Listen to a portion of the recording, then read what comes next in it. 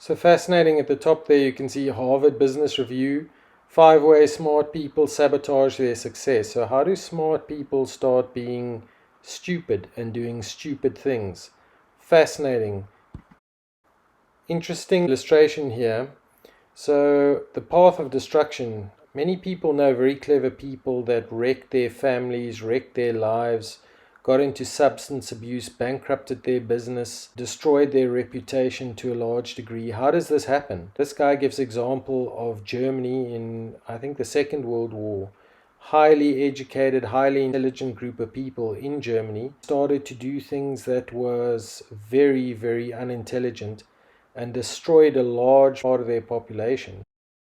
In the darkest chapter of German history, during a time when incited mobs threw stones into the windows of innocent shop owners and women and children were cruelly humiliated in the open, Dietrich Bonhoeffer, a young pastor, began to speak publicly against the atrocities that the regime had produced. After years of trying to change people's minds, Dietrich Bonhoeffer came home one evening and his own father had to tell him that two men were waiting in his room to take him away. In prison, Bonhoeffer began to reflect on how his country of poets and thinkers had turned into a collective of crooks and criminals. Eventually, he concluded that the root of the problem was not malice, but stupidity. This much is certain. Stupidity is, in essence, not an intellectual defect, but a moral one.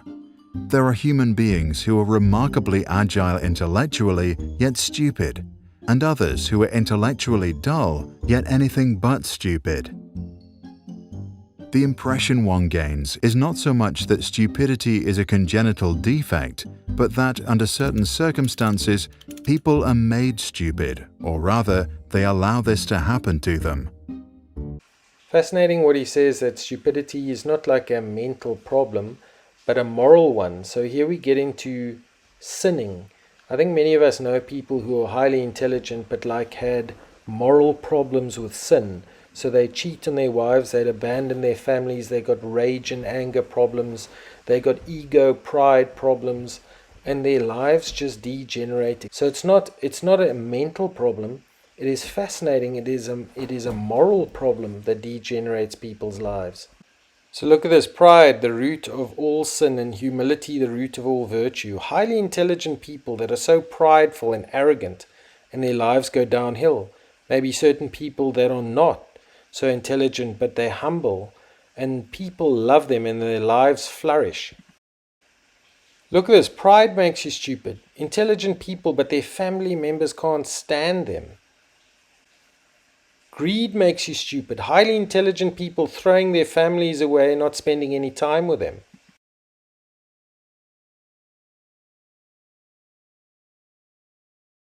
In his famous Letters from Prison, Bonhoeffer argued that stupidity is a more dangerous enemy of the good than malice, because while one may protest against evil, it can be exposed and prevented by the use of force. Against stupidity, we are defenseless. Neither protests nor the use of force accomplish anything here. Reasons fall on deaf ears. Facts that contradict a stupid person's prejudgment simply need not be believed, and when they are irrefutable, they are just pushed aside as inconsequential. In all this, the stupid person is self-satisfied and, being easily irritated, becomes dangerous by going on the attack. Just a side note here: people can also become more stupid or more intelligent. The brain is like a muscle. What you feed it, it becomes. And this is fascinating. Many people know of people at school or university that did really well, and then later on in life, because of life decisions, they went really downhill. Or some that didn't do so well, but because of life decisions and how they developed their mind, they became so successful. The Bible also teaches us that the state is not set. You can become more stupid and godless, or more intelligent and godly over time. Read here: avoid godless chatter, because those who indulge in it will become more and more ungodly. So, literally, partaking in certain behaviors degenerates you.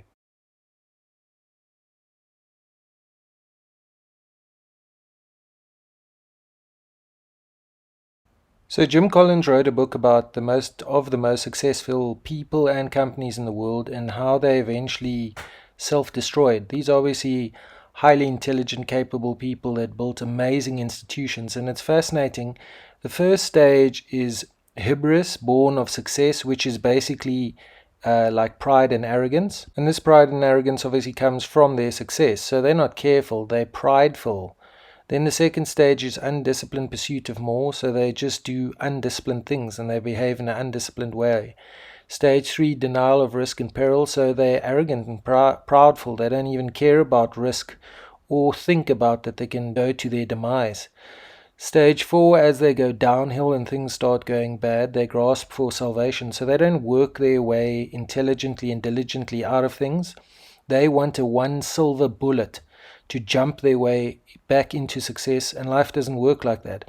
And stage 5 is their ultimate demise, obviously. How the mighty fall, how intelligent people self-destruct.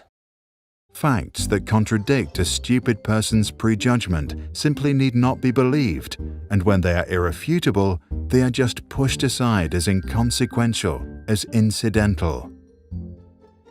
In all this, the stupid person is self-satisfied and, being easily irritated, becomes dangerous by going on the attack.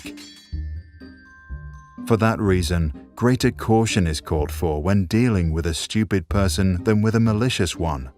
If we want to know how to get the better of stupidity, we must seek to understand its nature. People who live in solitude manifest this defect less frequently than individuals in groups, and so it would seem that stupidity is perhaps less a psychological than a sociological problem. It becomes apparent that every strong upsurge of power, be it of a political nature, infects a large part of humankind with stupidity, almost as if this is a sociological psychological law where the power of the one needs the stupidity of the other. The process at work here is not that particular human capacities such as intellect suddenly fail. Instead, it seems that under the overwhelming impact of rising power, humans are deprived of their inner independence and, more or less consciously, give up an autonomous position. The fact that the stupid person is often stubborn must not blind us from the fact that he is not independent. In conversation with him, one virtually feels that one is dealing not at all with him as a person, but with slogans, catchwords and the like that have taken possession of him. He is under a spell, blinded, misused, and is abused in his very being. Having thus become a mindless tool, the stupid person will also be capable of any evil, incapable of seeing that it is evil. We must abandon all attempts to convince the stupid person. Bonhoeffer died due to his involvement in a plot against Adolf Hitler at dawn on the 9th of April 1945 at Flossenburg concentration camp, just 2 weeks before soldiers from the United States liberated the camp. The ultimate test of a moral society is the kind of world that it leaves to its children, Bonhoeffer once said. So obviously it's a good test. The kind of world a society leaves to their children is good. But I think far exceeding this is one day we will have to stand before God. If you're a Christian, you believe this. And your eternal destiny will be in the balance regarding how you behaved, what you believed, how you acted. So the ultimate level of intelligence is acting in line with the Bible, and so to appear before God pleasing Him and your eternal destiny secured with Him.